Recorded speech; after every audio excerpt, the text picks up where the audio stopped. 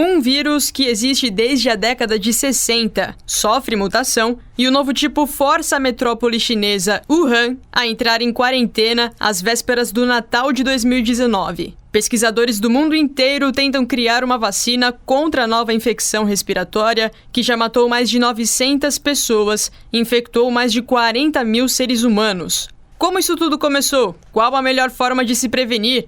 O Brasil corre risco de sofrer com o coronavírus? Os bastidores da criação de uma vacina e o dia a dia de um cientista, você descobre agora.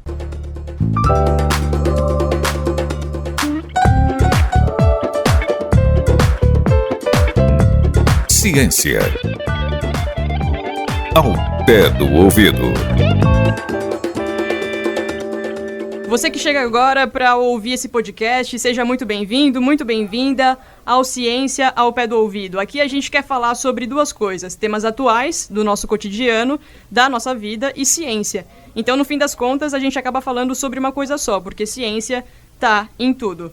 Eu sou Josiele Ingrid, jornalista, e a proposta hoje é a gente bater um papo sobre coronavírus. Para isso, estão aqui comigo o Paulo Vitor Marques Simas, ele que é doutor em genética e biologia molecular, pesquisador na Unicamp. Bem-vindo, Paulo. Olá, bom dia Josiele, bom dia a todos os ouvintes aí do podcast. É um prazer estar podendo contribuir, com o trabalho de vocês, falando um pouquinho de um assunto que é um assunto da minha pesquisa de doutorado, é um assunto que está hoje em pauta, é uma enxurrada de fake news aí sendo divulgada pelas mídias sociais, pelas redes sociais. Então é muito importante que a mídia como vocês nos abra espaço, informação adequada e de qualidade para que todos sejam informados sobre o que realmente está acontecendo com essa epidemia. Legal. Comigo também, Igor Andrade Santos, mestrando em Imunologia e Parasitologia Aplicadas na Universidade Federal de Uberlândia.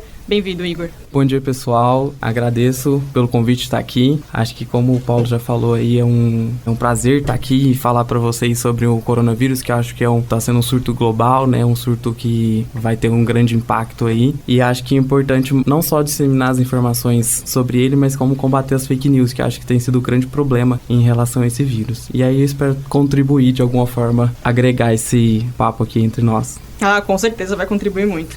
Então vamos começar com você, Paulo. O que é o coronavírus, como que ele infecta os seres humanos e quais os principais sintomas, já para a gente começar indo direto ao ponto? Esse vírus, o 2019-nCoV, ele foi identificado, então, pela primeira vez na cidade de Wuhan, província de Hubei, na China. Ele é um vírus pertencente a uma família chamada Coronaviridae. Essa família, ela é conhecida por ter um grande número de agentes infecciosos que causam doenças tanto em animais domésticos quanto em animais de produção e também nos seres humanos. Nos seres humanos existem 6 vírus que já causam doenças em humanos. São doenças respiratórias que variam desde uma infecção respiratória comum, resfriado comum, até uma doença severa. Então esse seria o 7º agente. Ele é um vírus que, assim como outros 2 que causaram grandes epidemias também ao longo da história, ele evoluiu tudo indica que a partir de morcegos. Nós tivemos já uma grande epidemia causando SARS, que é o vírus da família Coronaviridae também, é o causador da síndrome respiratória aguda grave. Ele surgiu em 2002 também na China, teve um grande impacto com uma alta taxa de mortalidade entre os infectados. O MERS, 10 anos depois, em 2013, surgiu no Oriente Médio com características muito semelhantes, e também causando essas infecções respiratórias severas. E agora nós tivemos aí, lá na cidade de Wuhan, o surgimento desse novo mutante, dessa nova espécie viral que está causando aí infecções respiratórias severas. Os sintomas são sintomas de infecções respiratórias, como dores fortes pelo corpo, tosse, coriza, uma febre muito intensa, de um simples congestionamento nasal evolui para uma infecção do trato respiratório inferior, levando a uma pneumonia aguda e severa, parece que tem acometido mais dentre as pessoas que evoluem para uma doença severa ou até mesmo para a morte. Tem causado problemas mais em idosos, causa doenças mais severas. Então vale a gente ressaltar que até o último boletim oferecido pela Organização Mundial de Saúde já se trata de aproximadamente 25 mil casos confirmados no mundo, sendo quase 24.500 na China, sendo desses 3.219 com doença severa até a data de ontem, 491 mortes confirmadas. Tá? Fora da China, 191 casos confirmados em 24 países, sendo apenas uma morte. A Organização Mundial da Saúde considera como um risco muito alto ainda de transmissão dentro da China e no nível regional e global, o nível sendo alto. Só fazendo uma pontuação, você falou na data de ontem, hoje é dia 6, momento que a gente grava esse podcast, então provavelmente você ouvinte que está acompanhando agora o primeiro Ciência ao Pé do Ouvido, você já deve ter algumas informações um pouco mais atualizadas, alguns números um pouco diferentes. Eu vou aproveitar, Paulo, que você falou sobre uma nova infecção, uma nova doença, e queria perguntar aqui para o Igor. Igor, como que novas infecções são descobertas? A pessoa está doente, aí ela chega no hospital, e aí qual que é o procedimento? Como que o médico vai conseguir tirar o diagnóstico e indicar que realmente é uma nova doença? Primeiramente, quando o indivíduo chega no hospital, ele vai fazer uma anamnese, ele vai passar pelo médico, ele vai ver os principais sintomas que a pessoa está apresentando ali. A anamnésia é um estudo que o médico faz com o paciente. Então, o paciente ele vai chegar lá e ele vai falar o que ele está sentindo. Então, ele... Tô sentindo febre, tô com muita coriza, muita dor nas costas, dor no corpo.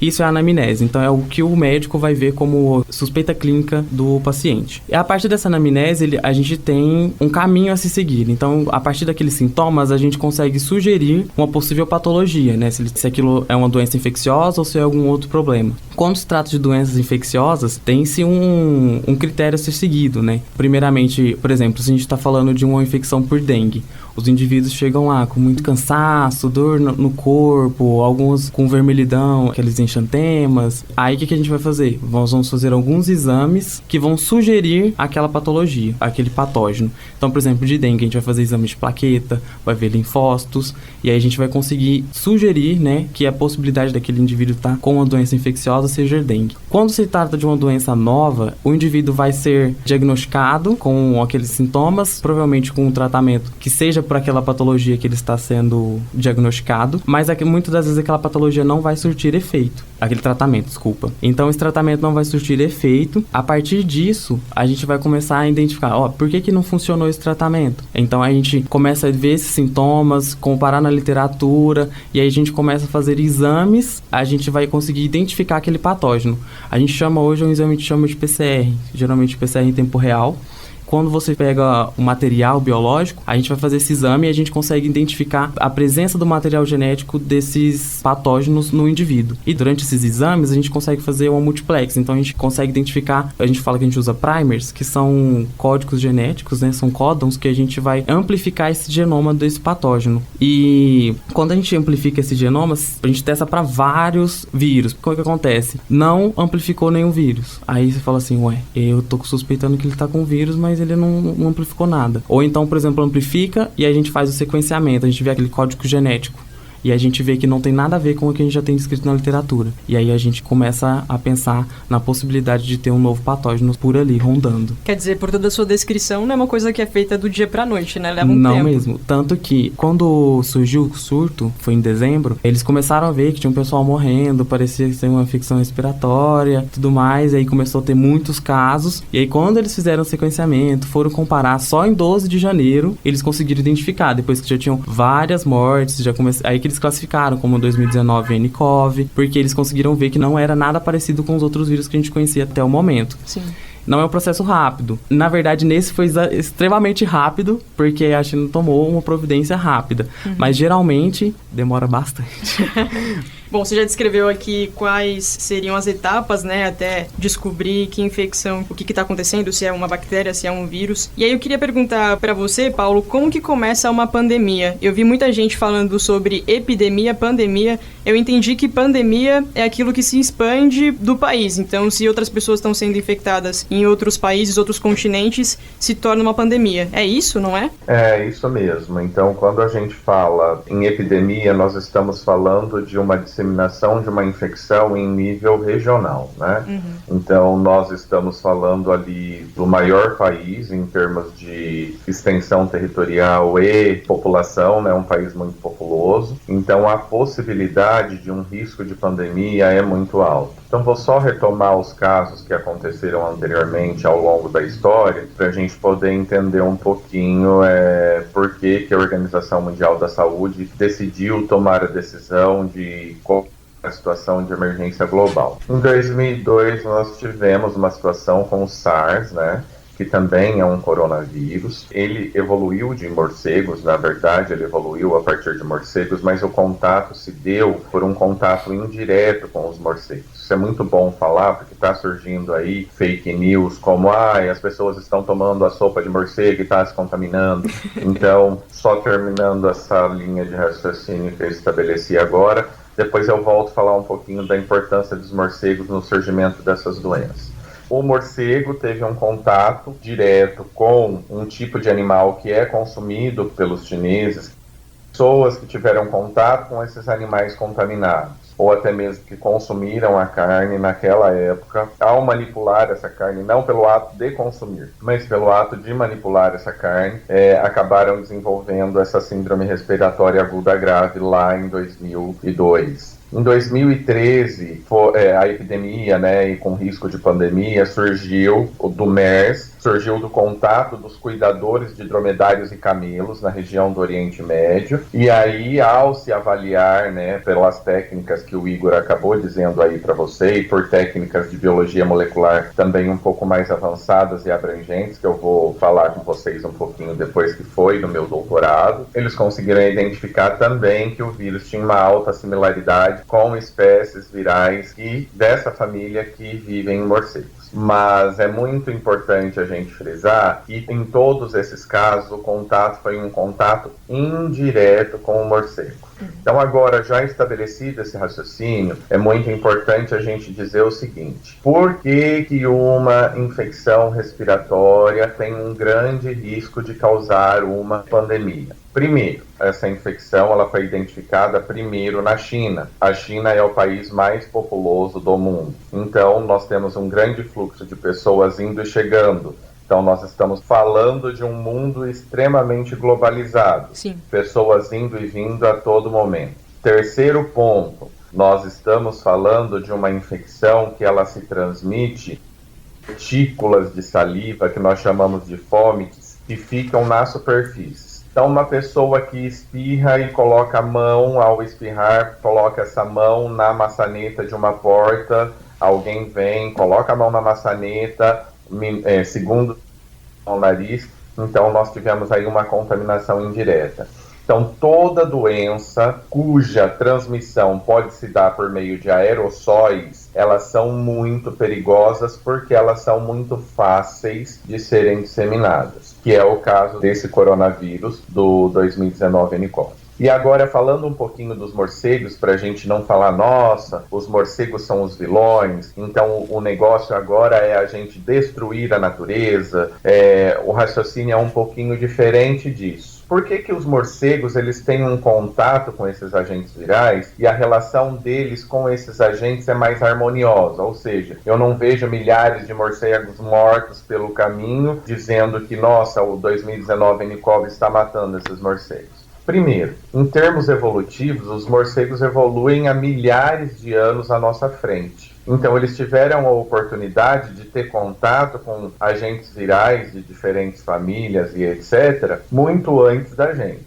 Então, quando acontece uma mutação, esse vírus passa a ter a capacidade de, por um evento de transbordamento, no inglês a gente chama spillover, quando ele acaba saindo de um animal hospedeiro reservatório, que é o caso do morcego, e acidentalmente ele infecta um outro animal ou ser humano, e ele se adapta em termos biológicos a ponto a infecção naquele novo animal e de ser transmitido entre os humanos, aí nós já temos sim um risco de uma pandemia, porque a nossa população, ela é naive, ela é virgem para aquele agente infeccioso. Nós nunca tivemos ao longo dos anos, né, como a comunidade científica chinesa, toda a comunidade da Organização Mundial de Saúde, os cientistas do mundo inteiro, a gente deve parabenizá-los por conta da maneira como têm sido tomadas atitudes. A China tem demonstrado para o mundo como é ter um trabalho em equipe, como é pensar em termos de população mundial, em conter essa infecção por todas as atitudes que eles estão tomando. A gente, diante desse cenário, a tendência é que em pouco tempo a gente veja esse quadro com uma melhora. Antes dessa melhora acontecer, é lógico, nós teremos ainda notícias de mais casos confirmados, porque aconteceu eles não tomaram as atitudes? Não, tomaram. Só que esse vírus, parece que algumas pessoas que estão isentas de sintomas em até 14 dias, elas também têm a capacidade de vírus. Então, muitas pessoas que tiveram em contato com pessoas que já tinham sido diagnosticadas, ou pessoas que estiveram nas regiões onde estiveram as contaminações, e como não estava com sintomas, não haviam notificado nenhum agente de saúde em seu local de origem, eles ficaram disseminando esse vírus por esse período de até 14 dias. O número de casos aumentou muito na China, porém já está controlado. Agora, eu queria saber, uma vez descoberto um vírus, esse processo todo para descobrir uma vacina, envolve todos aqueles estudos que você tinha falado no começo, Igor? Envolve. Desenvolver uma vacina para um vírus não é uma coisa muito fácil. Na verdade, é uma das coisas mais complicadas que a gente tem hoje, tanto quanto desenvolver um tratamento, quanto desenvolver uma vacina. Para desenvolver uma vacina, a gente precisa fazer estudos primeiro em células in vitro, que são em células de cultura de células, depois resultados promissores a gente passa para animais de laboratório, que são camundongos, coelhos, primatas não humanos, com resultados promissores. Nós podemos passar com estudos clínicos de tipo 1, que são com uma quantidade de pessoas menor, aí depois a gente passa com resultados promissores para um grupo de um N maior de pessoas, até que a gente consiga comprovar que essa vacina é eficaz. Esse processo é um processo simplificado, sem falar de técnicas, é um processo que demora bastante. Assim, jogando baixo, conforme todos os resultados sejam promissores e dê tudo certo, com financiamento e tudo mais, 5 anos. Pra você 5 anos? Conseguir uma vacina. Normalmente? Normalmente. Assim, sendo promissor e caso tudo dê certo. Para você ter um exemplo hoje, para a gente produzir, desde que foi identificado o HIV, nós não conseguimos produzir nenhuma vacina eficaz. Nós tivemos foi semana passada, eles estavam fazendo a vacinação das pessoas lá na África e eles conseguiram identificar que a vacina não estava sendo eficaz. Então já descontinuou a vacina, as pessoas não estão sendo vacinadas mais. Foram anos de estudos até agora para chegar no estudo clínico e a gente conseguiu ver que no estudo clínico eles não foram eficazes. Então, para produzir uma vacina vai demorar um tempo. Sobre o coronavírus, o pessoal lá da China, eles já produziram uma vacina que a gente chama de vírus inativado. Então é a partícula viral inativada por calor, radiação, e ela é inoculada através de um adjuvante, que são substâncias que para facilitar o sistema imune de reconhecer esse vírus. E eles vão fazer alguns testes em animais agora, que eles já tiveram resultados alguns promissores em cultura de células, mas agora os estudos em animais são estudos um pouco mais demorados. Para a gente conseguir ver a capacidade do sistema imune de produzir anticorpos, no mínimo são 14 dias. Então, após a inoculação da vacina nos animais, a gente espera 7 a 14 dias e depois a gente desafia esses animais com o vírus para ver se ele vai responder à infecção, ou se ele não vai responder, ou então se ele vai ter alguns sintomas, mas ele não vai ter uma mortalidade, ou não vai produzir nenhuma sequela. E aí esse é um processo que demora bastante. Só para você ter noção de se inocula, espera 14 dias, depois desafia. O tempo de incubação do vírus é de 2 a 14 dias. Então aí já foi um mês para um evento. E a gente tem que fazer isso diversas vezes para a gente confirmar que isso é possível, que tá tudo bem. então demora. E isso confirma um pouco do que o Paulo tinha falado sobre o esforço dos chineses para acelerar a produção dessa possível vacina, né? Eu li uma matéria da Folha que dizia que os chineses tinham compartilhado com a OMS, a Organização Mundial de Saúde, e alguns outros grupos de estudo por outros países, a sequência genética desse vírus para poder acelerar a produção de uma vacina. E depois que australianos divulgaram a amostra completa, não só a sequência genética, que isso poderia facilitar, acelerar muito mais essa produção. Paulo, você pode explicar para a gente qual que é a diferença de uma sequência genética e uma amostra completa? Isso é muito importante a gente esclarecer, que às vezes a maneira como ela está escrita confunde um pouco a população. A amostra completa eu entendo como isolamento do vírus. Então, isso é o padrão ouro em virologia para a gente poder pensar num desenvolvimento de uma vacina. Eu não tive contato com a reportagem científica, mas é o desenvolvimento da partícula viral completa. Então, nós estamos falando de um vírus, que ele é um vírus envelopado. Então, ele tem, quando ele sai da célula, ele leva uma parte da célula hospedeira, né, que causa esse envelope, que é um fragmento da membrana plasmática da célula, né. Então, ali estão as proteínas virais, que vão permitir o reconhecimento com os receptores na célula do hospedeiro, para poder, então, estabelecer uma infecção numa nova célula. A sequência genética nada mais é do que a receita de bolo que o vírus carrega, esse sou eu, que é o seu material genético. Nós estamos falando de uma família de vírus.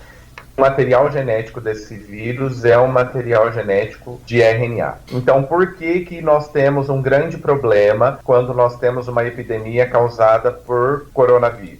Primeiro, porque o seu genoma, que é o seu livro de receitas, que indica todas as que produzir, ele é muito grande dentre os vírus de RNA. Segundo, durante o seu processo de replicação, ele tem a capacidade de fazer fragmentos subgenômicos, pequenos rascunhos das receitas de tudo aquilo que ele é capaz de produzir. Durante a montagem de novas partículas virais, nós temos aí uma mistura, então, ao fazer essas pequenas receitas, podem ter pequenos erros. E isso faz com que surjam vírus que tenham maior patogenicidade ou menor patogenicidade. E isso é o processo que, até que a população tenha contato com esse vírus, num processo natural, de contato natural, isso causa doenças severas. Mas ao longo dos anos, isso vai sofrendo um processo natural de atenuação. Ou seja, esses vírus, eles vão deixando de causar, eles diminuem a sua taxa de mortalidade, né, de letalidade, porque, olhando em termos evolutivos para o vírus, não é interessante que o vírus mate seu hospedeiro. Então, esses vírus que têm alta patogenicidade, eles já estão deixando de existir porque eles estão matando o hospedeiro. Então, os que estão ficando são aqueles vírus que, nas pessoas que tiveram contato, pode até ter tido uma doença severa, mas o sistema imunológico daquela pessoa já, para que fiquem e possam ser transmitidos, apenas aqueles que têm uma patogenicidade reduzida. Então a gente já observou, por exemplo, que SARS e MERS já não causam tanto alarde mundial porque a população já teve contato. Uma ou outra pessoa que vai ter. Nesse caso, nós estamos falando sequência genética, nós estamos falando apenas do livro de receitas. E quando nós estamos falando de material completo, nós estamos falando do vírus inteiro. Agora, você está falando da SARS e da MERS, essas foram as duas últimas pandemias que a gente conheceu. Mas ao longo dos últimos 100, 120 anos, tiveram várias, né? Principalmente aquela de 1918, se não me engano, gripe espanhola. Então, de tempos em tempos aparece um vírus, né? Esse não é o último, provavelmente, vão aparecer outros. E o que a gente consegue aprender com os últimos dois, com esse, para poder prevenir, talvez, para próximas pandemias que surjam? Para responder a sua pergunta, eu vou fazer só um paralelo, falando um pouquinho sobre a minha pesquisa de doutorado e a pesquisa que a gente desenvolve lá no Laboratório de Virologia Animal da Unicamp. Nós fazemos um processo de vigilância epidemiológica ativo, ou seja, a gente captura animais que nós acreditamos e que a literatura aponta como animais que podem ser reservatórios para uma grande diversidade de agentes infecciosos. Um dos nossos focos é trabalhar com diversas espécies de morcegos para a gente conhecer a virosfera, ou seja, os vírus que circulam nesses morcegos que poderiam ter um poder infeccioso contra animais domésticos, animais de produção e também os seres humanos. Durante o meu doutorado, nós desenvolvemos uma metodologia que também está em pauta e tem sido muito mencionada aí, que é chamada de metagenômica. O que significa isso? Nós coletamos na cavidade oral e retal de uma espécie de morcego que ela é típica das Américas, que é chamada Tadarida brasiliensis. Ela ocorre por toda a costa atlântica do Brasil, por toda a América Andina, pegando ali a costa da América também, indo pela América Central, América do Norte, México e até meados dos Estados Unidos. Ela é uma espécie de morcegos insetívora generalista, então ela se alimenta de insetos. É muito importante a gente falar um pouquinho sobre isso, depois eu retomo isso. Ele é um morcego pequeno. Em aproximadamente 1 metro quadrado, nós podemos observar colônias que tenham até aproximadamente 500 indivíduos. Eles vivem muito bem em vãos de dilatação de prédio, ocos de árvore, forro de casas, dentro das chaminés das churrasqueiras e etc. Então eles habitam em locais, né, onde, embora a gente não esteja vendo, a gente tem um contato indireto com os resíduos de que esses animais estiveram por ali. Qual foi essa metodologia que a gente desenvolveu de metagenômica? A gente pega esse cotonete, a gente vai pegar e vai fazer o sequenciamento com uma tecnologia que a gente chama de sequenciamento de alto desempenho, sem ter nenhuma amplificação prévia, né? A gente vai sequenciar todo o material genético que a gente encontrar ali naquele cotonete. Fizemos isso e, para nossa surpresa, nós encontramos diversos agentes infecciosos, desde bactérias, fungos e também, principalmente, vírus da família Coronaviridae, que têm potencial para infectar humanos e também os animais domésticos e de produção, circulando nessa espécie. Essa espécie ela já está na vigilância epidemiológica ativa e passiva para o vírus da raiva no estado do Rio Grande do Sul, e estudos como esse nós podemos mostrar que a comunidade científica tem se preocupado bastante com o estudo de vírus no ambiente ou de agentes infecciosos no ambiente por técnicas de metagenômica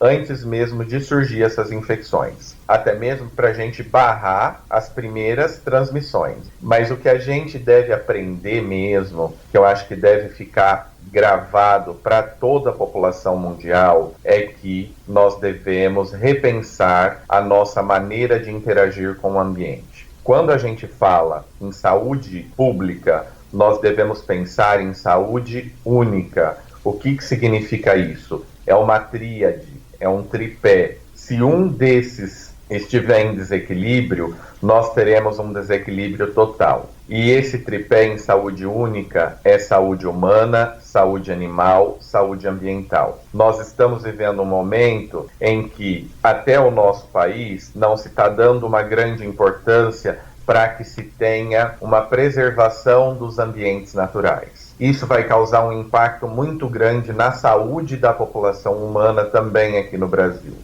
Já temos alguns exemplos de situações como essa, de zoonoses com possibilidades de causar grandes impactos na saúde pública, como problemas com febre amarela, as próprias arboviroses. A gente precisa repensar o nosso contato com o ambiente, seja no desmatamento, seja no acúmulo de resíduos, enquanto ser humano, para que a gente possa preservar a nossa espécie. Senão, nós seremos nada mais, nada menos do que mais uma espécie que corre risco de extinção, como a gente tem observado aí, uma doença como essa, que pode se espalhar pelo mundo e causar a morte de milhares ou até de bilhões de pessoas. Só essa sua resposta acho que já daria um outro podcast completíssimo, porque de fato é uma emergência global. Agora, como o nosso tempo está acabando, eu sei que você está em Lima, você topou falar com a gente via Skype, obrigada inclusive por aceitar o nosso convite. Eu queria te perguntar, porque lá no início eu tinha perguntado como começa uma pandemia. Afinal de contas, como termina uma pandemia?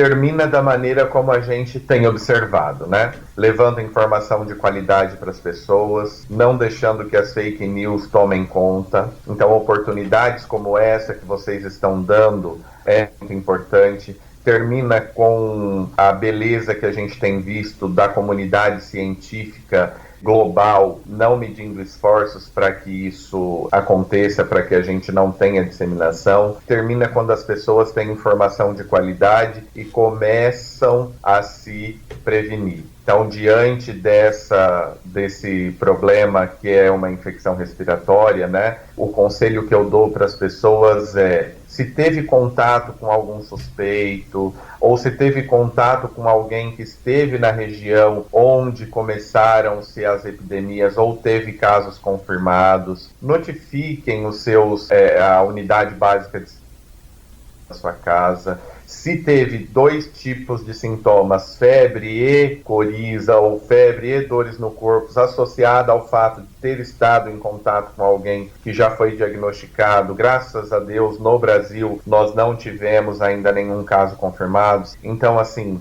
é dessa forma que a gente termina uma pandemia.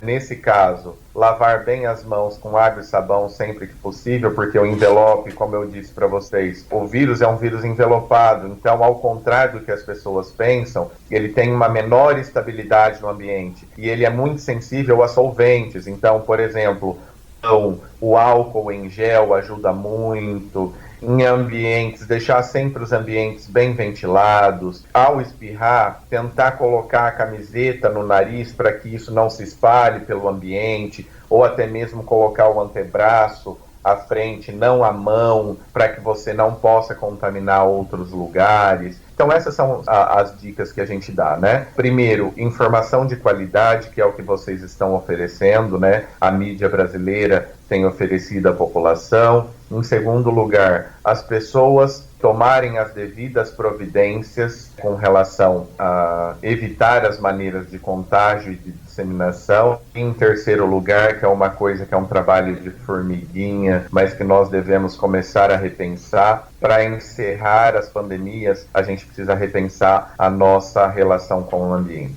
Muito obrigada, Paulo. Obrigada pela participação. Boa agenda aí para você em Lima. Espero que em outra oportunidade a gente possa conversar mais sobre assuntos como esse e outros referentes à sua pesquisa. Eu quem agradeço a oportunidade, as boas colocações do Igor. Agradeço a doutora Ana Carolina Gomes Jardim, quem me indicou para poder falar sobre o assunto. Nós trabalhamos com a virologia já de longa data, já há mais de 10 anos, acredito que já há quase 20 anos. É muito bom poder falar daquilo que a gente gosta, daquilo que a gente entende e daquilo que pode contribuir para o bem da humanidade. Um grande abraço para vocês. Então agora a gente segue aqui em estúdio com o Igor.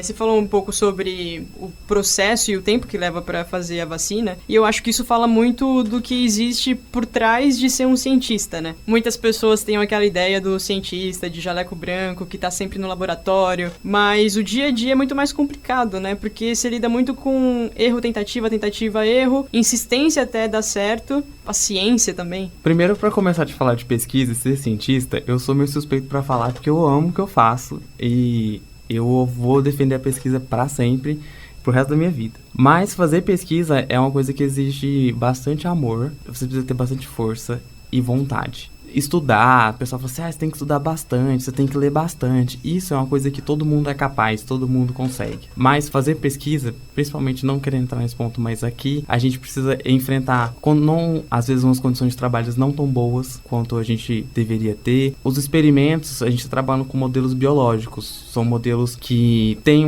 um metabolismo, têm uma forma de responder a estímulos que a gente vai colocar, enfrentar esses modelos biológicos, mas a gente espera que ele responda de uma forma que a gente espera ter um resultado. Então a gente coloca um modelo experimental, desenha esse modelo, faz esse modelo, a gente espera um resultado X, mas aí às vezes dá um resultado Y. Mas nem sempre esse resultado Y também é um resultado ruim. Muitas das descobertas que a gente teve até hoje foram porque as pessoas desenvolveram... Erros no laboratório. Fizeram um modelo, errou e deu certo no final, pra entendeu? Outra coisa. Exatamente. E eu acho importante de falar para as pessoas que a gente tem que fazer pesquisa. Nós não desenvolvemos conhecimento, não desenvolvemos tecnologias em nenhuma das áreas, em humanas, em exatas, em biológicas, em saúde, se a gente não desenvolver uma pesquisa. Porque a gente não pode simplesmente pegar um achismo que a gente tem na sociedade e colocar isso em modelos privados, modelos públicos, em hospitais, em empresas. A gente tem que passar por fases. E muitas das vezes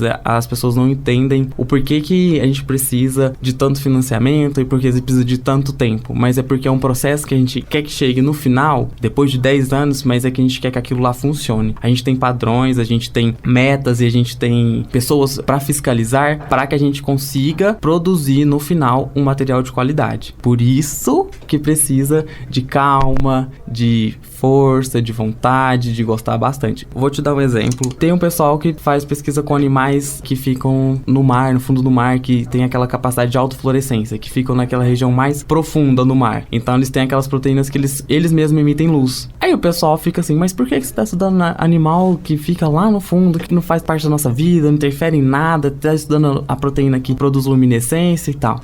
A proteína que eles identificaram nos animais, então no escuro ele consegue, por reação química, produzir luz. Eles estudaram, produzir essa enzima, patentearam essa enzima e hoje, para fazer modelos de estudo com vírus, nós utilizamos vírus que são geneticamente modificados para expressar essa proteína que o peixe produz, que ele expressa. E a partir dessa proteína a gente consegue quantificar uma expressão viral, a quantidade de vírus que tem numa célula, a quantidade de vírus que tem no animal. É uma coisa que não tem nada a ver com o nosso cotidiano, mas que hoje é aplicada à pesquisa que vai interferir no final. Por exemplo, na produção de um antiviral, de um tratamento. Do 0, vai lá no 100 e depois volta no 0 de novo. Uma coisa que aparentemente não tem nenhuma correlação é extremamente útil para estudar vírus. Exatamente. Esse é um exemplo. Tem diversos exemplos. Se a gente parar para pensar, o vagalume também produz luz, né? É a proteína fluorescente verde. Também é utilizada em diversos modelos experimentais para fazer estudos com malária, com chikungunya, zika, dengue, leishmania. Todas essas doenças infecciosas, a gente tem esses modelos com esses parasitas, esses patógenos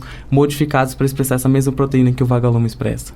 Voltando aqui pro assunto do coronavírus e outros vírus, no final das contas a prevenção é sempre a mesma, né? Depende do tipo de transmissão do vírus. Se você está falando de um vírus que é transmitido via ar, que a gente fala fomites, aí é lavar as mãos, usar bastante álcool, ambientes abertos, mais arejado possível, tentar evitar o contato direto com as pessoas, conversar um pouco mais longe, coisas assim.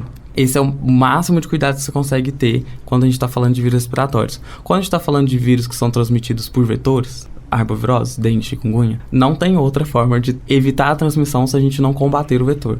Porque se uma pessoa tá com dengue, você não vai pegar a dengue porque você tá respirando perto dela, você tá encostando nela, você tá beijando ela, você tá abraçando, você não vai pegar. Na verdade, na maioria dos vírus, não. Só transmitem, assim, vírus que são transmitidos por vias aéreas, né, que a gente fala.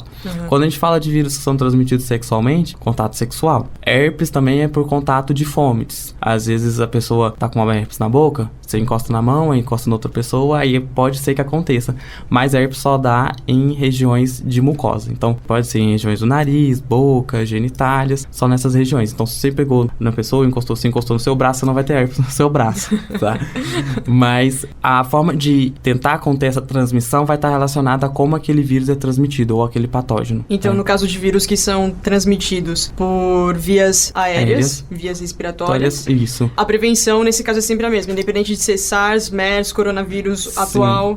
Independente de ser qualquer vírus, influenza que a gente tá falando, que é o vírus de gripe, todas são por esses métodos. O pessoal falou muito de usar máscara. Máscaras são eficientes porque a pessoa espirra e a máscara contém uma quantidade de partículas ali nela e não deixa se espalhar. Mas é importante que não são todas as máscaras que são capazes de fazer isso. Tem máscaras específicas, que são máscaras com filtros, porque o vírus é muito pequeno. Então, dependendo da máscara que for, se você for aquelas máscaras que você compra em farmácia, que é aquela branca de fininha, ela não é uma máscara eficiente. E como que a gente consegue identificar se a máscara é ou não eficiente? É a máscara que, inclusive, o pessoal tá usando lá na China pra tratar e lidar com esses pacientes, é uma máscara chamada N95, que é uma máscara, ela tem, acho que são 3 filtros, e ela é um pouco mais firme, mais grossa, ela é descartável, e ela é eficiente. Não é 99,9%, mas ela é 90-95% de eficiência. Já ajuda bastante. Já ajuda bastante. A gente pegou uma informação aqui aqui sobre a etiqueta respiratória que os chineses têm. Eu achei muito interessante. Se eles estiverem tossindo, espirrando,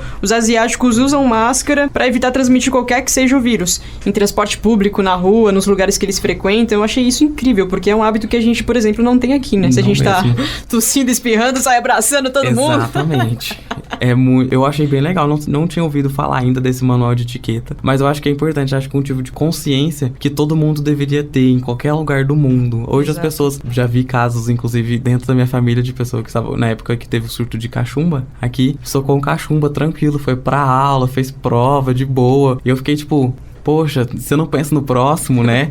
Não é só você, tipo, você tá bem, mas você pode passar pra uma pessoa e isso pode matar alguém. Sim. Afinal de contas, como se previne? Lavar bem as mãos, água e sabão. Sabão degrada o vírus, tá? Então, tá no transporte público? Tá segurando em algum lugar? Segurando no seu telefone? Segura, não mexe, não encosta em você. Chegou em casa, primeira coisa, lave as mãos 1, 2 vezes, 3 vezes se você achar necessário, até que você se sinta seguro. O uso de álcool em gel é muito recomendado, principalmente se você estiver num local que você não tem como lavar as suas mãos. A maioria dos ambientes hoje que a gente vai, todos disponibilizam álcool em gel. Então, chegou lá, passa álcool em gel, saiu, passa álcool em gel e evite locais fechados. Hoje a gente pode falar isso porque nós temos muitos casos de gripe ainda, né, aqui. O pessoal tá muito preocupado com o coronavírus que tá lá na China, em alguns países da Europa e nos Estados Unidos, mas é importante falar que nós ainda temos outras infecções aqui, como influenza, que também é transmitido da mesma forma. Evite conversar muito perto com as pessoas que você não sabe de onde elas estão vindo, se elas estavam doentes ou estão em contato com pessoas doentes. Lave bastante as mãos e use álcool em gel. Ótimo, recomendação feita. Igor, obrigada pela sua participação. Muito obrigado, gente, é um prazer estar aqui. Eu acho que a gente está aqui como fonte de informação do que a gente produz e do que a gente tem conhecimento. Eu acho que é a nossa obrigação como pessoas que estão aqui dentro da universidade, que fazem pesquisa, que têm contato maior com isso, é disseminar as informações da forma mais clara e verdadeira possível. Foi muito bom, foi um prazer, aprendi bastante com o Paulo. Parabéns pelo trabalho de vocês. Bacana, então aproveitando que esse daqui é um episódio piloto, a gente encerra aqui a entrevista, mas segue agora para outra etapa do podcast.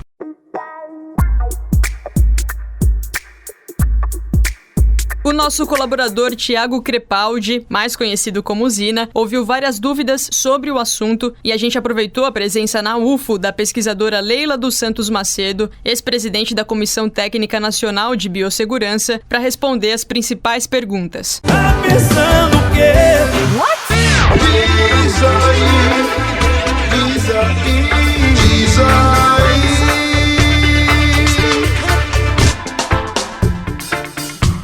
Gostaria de saber se há algum grupo de risco dessa doença. Não especificamente a esse tipo de coronavírus, mas de uma forma geral, uma pessoa que é imunossuprimida, ela tem alguma deficiência imunológica, crianças, pessoas com doenças crônicas. Então, essas pessoas, elas são mais sensíveis a ter não só essa infecção, mas de qualquer outra infecção viral. Mulheres grávidas, pessoas mais que possam estar mais suscetíveis imunologicamente.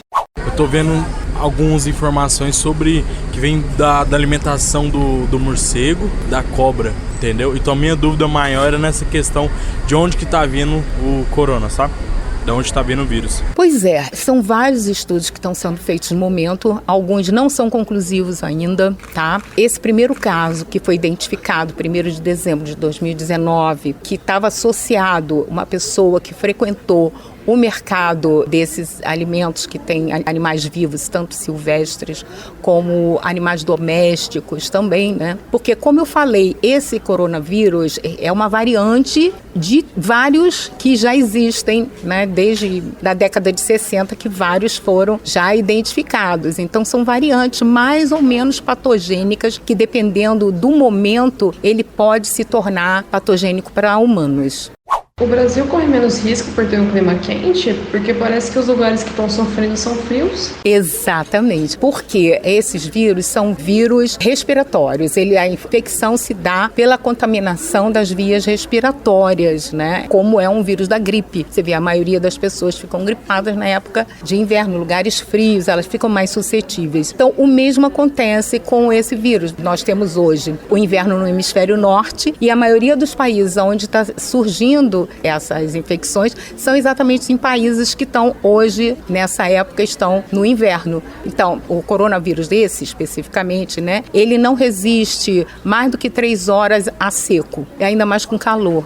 É possível criar uma vacina só contra todos os coronavírus? Porque os vírus mudam rápido demais, né? Os estudos que estão sendo feitos hoje, né, com esse coronavírus específico, né, já tem alguns laboratórios que começaram a desenvolver, né, a Austrália, por exemplo, o laboratório da Austrália, eles já estão fazendo o crescimento desse vírus em laboratório para poder extrair os antígenos, quer dizer, que são as proteínas específicas que dariam a imunidade. Então, eles estão fazendo esse trabalho para fazer uma vacina. Então, existem outros laboratórios, como o laboratório dos Estados Unidos, eles estão trabalhando em conjunto na busca de uma vacina, que ainda leva um tempo, mesmo que seja bem acelerado, porque ainda tem que passar pelos testes, tanto avaliação em animais, como testes em humanos, testes pré-clínicos, antes de ser utilizado. A única dúvida que a gente ouviu de todo mundo foi como se proteger. Isso a gente já respondeu ao longo desse podcast, mas será que você sabe lavar as mãos do jeito certo? No @ufo_oficial, o Instagram da Universidade Federal de Uberlândia, a gente explicou com vídeo e tudo como higienizar as mãos corretamente. É só conferir.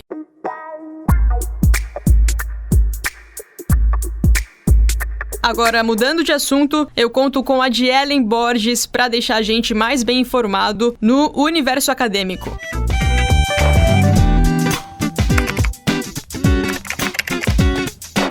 Anexos.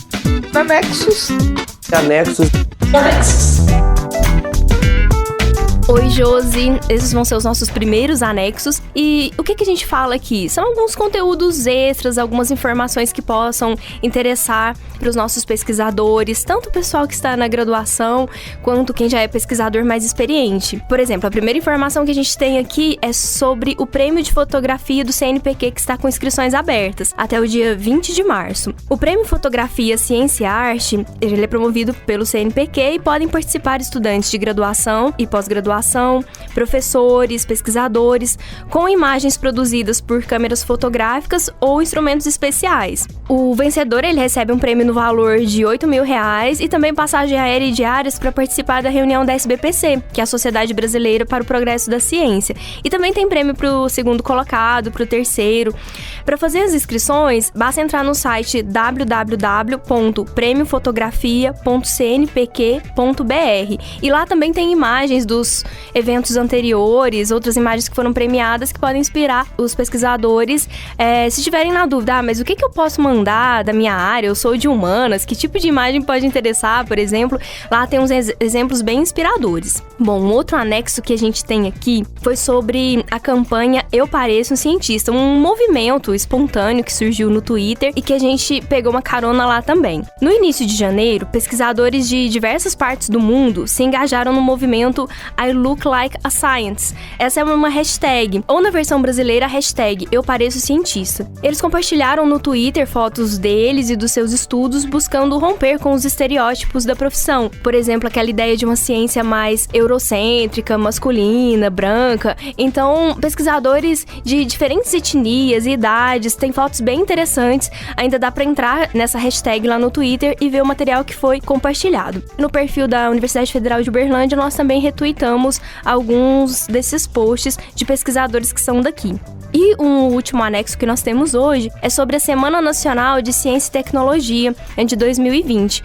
O Ministério da Ciência, Tecnologia, Inovações e Comunicações anunciou o tema da próxima semana, que vai acontecer de 20 a 25 de outubro. O tema vai ser Inteligência Artificial, a nova fronteira da ciência brasileira. Ainda falta um tempinho, mas é importante começar a acompanhar no site do Ministério a divulgação de inscrições para atividades, porque esse evento ele tem atividades no país todo e quem quiser promover algum tipo de mostra, enfim, tem uma variedade de eventos, deve entrar no site snct.mctic.gov.br e acompanhar a divulgação dessas inscrições e mais orientações. Repetindo, o site para acompanhar mais informações sobre a Semana Nacional de Ciência e Tecnologia é snct.mctic.gov.br Também, se buscar pela semana em algum site de busca, você consegue entrar nesse site facilmente também. E no portal de notícias da UFO, comunica.ufo.br, também tem mais informações sobre esse evento. Eu sou Jelen Borges e esses foram os anexos de hoje. Valeu, Jelen! Para você que nos acompanhou até aqui, tem uma equipe sensacional por trás das ações que a Universidade Federal de Uberlândia toma para divulgar a ciência. E eu pedi à Zina que apresentasse essa turma. Salve, Josi! Nós estamos aqui agora para conversar com a equipe da Dirquinha, da Diretoria de Comunicação da UF, que é responsável por todo esse programa aqui que fica nos nossos bastidores, né? Vamos primeiro conhecer a equipe e bater um papo com eles. Primeiro, Jelen Borges, conta pra gente o que você faz na Dirquinha, qual que é a sua função. É um prazer te receber aqui. Oi, Zina, muito obrigada. Obrigada a todos. Bom, eu sou Jelen Borges, sou jornalista. E na Dirquinha, depois a gente precisa explicar esse nome, hein? Esse nome está ficando famoso, mas e não é um nome oficial. Mas eu sou editora de ciência, então eu trabalho também como repórter, produzindo matérias de divulgação científica, de jornalismo científico, também editando os textos dos estagiários de jornalismo, participando também com a equipe de design das artes que são publicadas nas redes sociais e também com a equipe mais administrativa da organização de atividades como eventos, cursos, oficinas, que a gente faz também com os pesquisadores aqui da universidade para incentivar a divulgação científica. Então, Jelen, a proposta da divisão é fazer jornalismo científico e divulgação científica. Tem uma diferença nesses termos, né? Sim, divulgação científica, na verdade, é um conjunto bem amplo de atividades. Desde o professor na escola, ele faz divulgação científica, e o jornalista que escreve sobre ciência também faz, eventos de extensão, atividades de extensão de uma maneira geral, enfim. Ao longo dos próximos programas a gente vai falar sobre isso porque tem várias atividades. E um dos braços aí da divulgação científica é o jornalismo científico, que como então nós somos um setor de divulgação científica que nasce dentro da diretoria de comunicação, essa é uma das nossas atividades principais. No nosso cotidiano, a gente trabalha como uma agência de notícias. Então, cotidianamente, nós divulgamos nos meios de comunicação oficiais, né, da universidade, reportagens, a gente produz conteúdos sobre as pesquisas que são desenvolvidas aqui. Mas a gente entende que também é importante criar uma cultura de divulgação científica. Talvez não criar, mas fomentar, incentivar. Então, desde que nós nascemos, né, a Dirquinha, Divisão de Divulgação Científica, e há quase 2 anos, nós temos feito algumas atividades diretamente com cientistas da universidade para incentivar que esse cientista entre em contato diretamente com a população, sem esse intermédio do jornalista. Então, nós fazemos cursos, fazemos alguns eventos de debate também para tentar estreitar essa relação. Trabalhamos, então, nessas duas frentes. Aproveitando que você falou que é uma equipe, né, que não trabalha sozinha, vamos conhecer outra integrante da equipe. Tassiana, por favor, se apresente pra gente. Oi, Zina, eu sou a Tassiana Souza, faço parte da equipe, né, da Dirquinha. Eu sou responsável por toda a parte administrativa. Então, desde documentos, a organização de eventos, também faço parte da coordenação do grupo de estudos, junto com a Jelen. Na verdade, eu faço de tudo um pouco, inclusive até me arrisco a escrever alguns textos também para o portal Comunica, para nossa parte de ciência. Então, eu tenho me arriscado também a contar um pouquinho, apresento trabalhos, a gente se arrisca para tentar levar a ciência para toda parte. E vou fazendo esse meio de campo para que o trabalho de todo mundo seja realizado. Conta pra gente como que surgiu a ideia, assim, ao longo do tempo, para materializar o podcast que vocês aí estão ouvindo agora. Bom, a gente vem de um trabalho recente ainda, né, da nossa divisão. Temos pouco mais de 1 ano e a gente vem pensando em inúmeras formas de acessar esse público, né, de levar a ciência. Então, tem a forma do site, tem as redes sociais, e aí a gente percebeu esse interesse das pessoas em ouvir podcasts. E aí a gente pensou, por que não a gente tentar? Claro, a gente tem uma equipe equipe maravilhosa também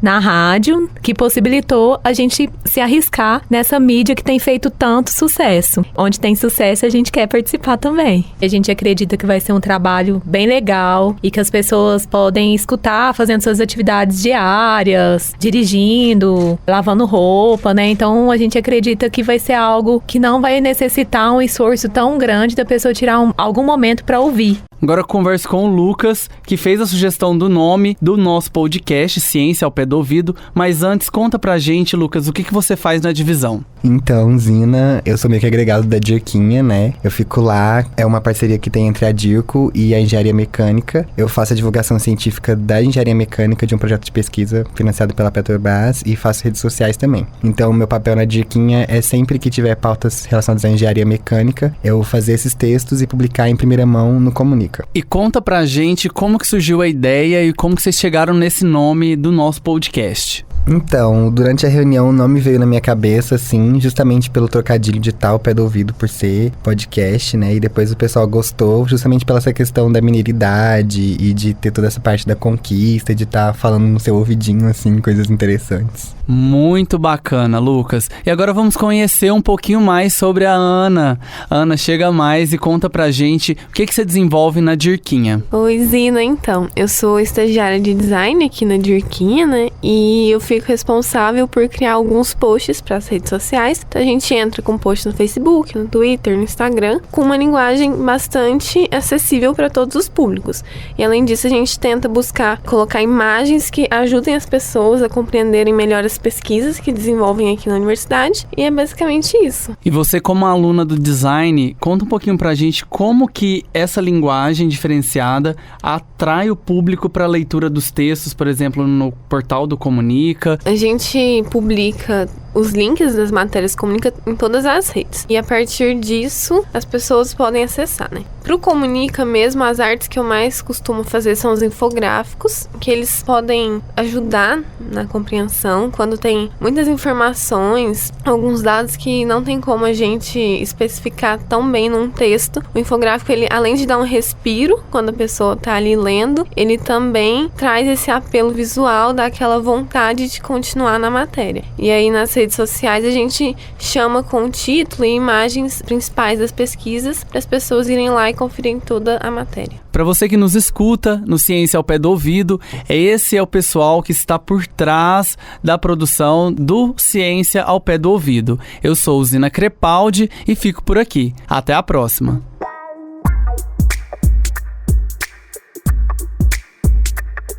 Se você tiver interesse em acompanhar qual está sendo a evolução do coronavírus no mundo inteiro, tem um site muito bacana que mostra quantas pessoas já morreram por conta da doença e o total de infectados até agora. É um site que está o tempo todo se atualizando, então você pode pegar esses dados formalmente por lá. O link está na descrição desse podcast. E uma segunda dica é o documentário Pandemia da Netflix.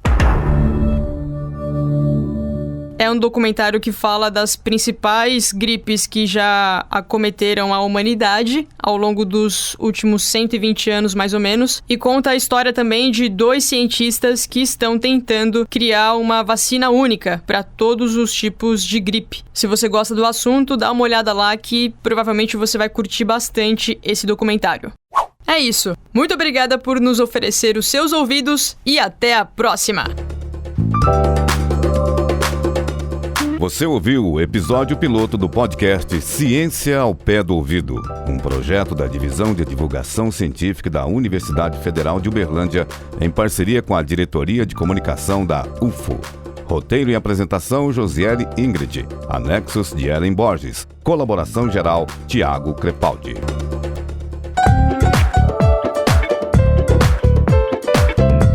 Ciência ao Pé do Ouvido.